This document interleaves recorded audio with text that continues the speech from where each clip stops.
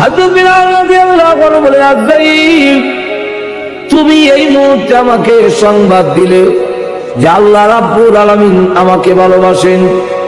আমি আল্লাহ রাসূলের হাদিস শুনেছি, রাসূল বলেছেন আল্লাহ যাদেরকে ভালোবাসেন মৃত্যুর সময় কোনো দরখাস্ত করলে ওই দরখাস্ত পুরা না হওয়া পর্যন্ত আজরাইল গায়ে হাত লাগায় না। আজরাইল তুমি আমাকে বলছো আমি মৃত্যুর জন্য প্রস্তুতি নেওয়ার জন্য, জানো না মুসলমানকে মৃত্যুর প্রস্তুতির জন্য সময় দেওয়ার দরকার নাই। যতজন মুসলমান আছে প্রত্যেক মুসলমান 24 ঘন্টা মৃত্যুর জন্য প্রস্তুত থাকে। তবে আমার একটা কথা, ওই বেঈমান কাফের আমাকে যখন মারত তখন আমি মনে করতাম আজকে এই দিন আমার জীবনের শেষ দিন, কিন্তু আমার শাহাদত নসিবে নাই, কপালে নাই।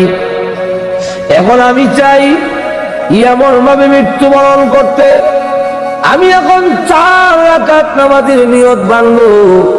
প্রথম রাকাতে আমার গায়ে হাত দিও না, দ্বিতীয় রাকাতে তুমি হাত দিতে পারবে না, তৃতীয় রাকাতেও দিও না, চতুর্থ রাকাতে প্রথম সাজদায় হাত দিও না, শেষ সাজদায় যখন পড়ব রে আজরাইল আল্লাহর কসম করে বলি রূহ বের না করা পর্যন্ত আমি বিলাল আর মাথা উঠাবো না।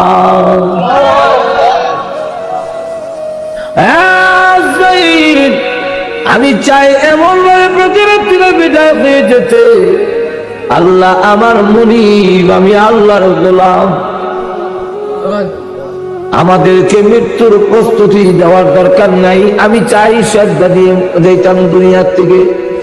এমনি আল্লাহ ডাক দেবে, আজরাইল আমি আল্লাহ বিলালের দরখাস্ত এই মুহূর্তে মঞ্জুর করে নিয়েছি।